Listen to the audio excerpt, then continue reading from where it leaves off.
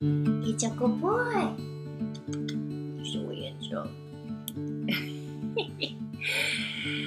So I like to say, recovering perfectionist. One of the stories that is embedded in my body and in my psyche is when I was in elementary school. I wanted to get 100% on all of my spelling tests, so much so that I would have my mom and dad drill me for hours on end. And in case you're wondering, I now know that my parents were both like, she needs to just miss one. She's placing way too much pressure on herself. I just really wanted to get all of them right. Now, I made it through the school year with getting 100% on all my spelling tests. And I was kind of excited, but of course, still feeling this weight of perfectionism. The very next school year, my first spelling test, I missed one. And I will never forget the feeling that I had in my 8-year-old body.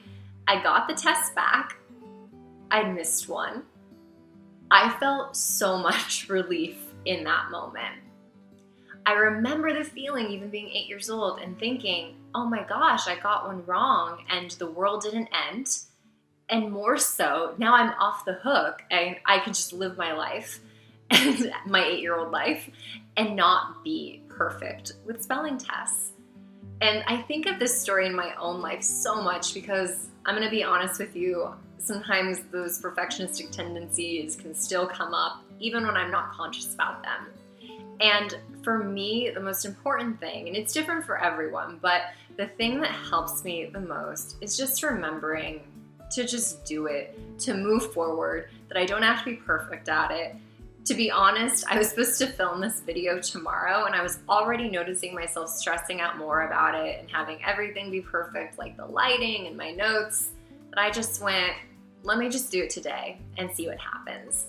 So if you're a perfectionist or a recovering perfectionist, maybe in terms of just remembering, you can move forward one day at a time. You don't have to be perfect and you can see what happens. And if it's helpful for you, you can remember my spelling test story in, I think, second grade, where I didn't have to be perfect and the world didn't end. Bye-bye.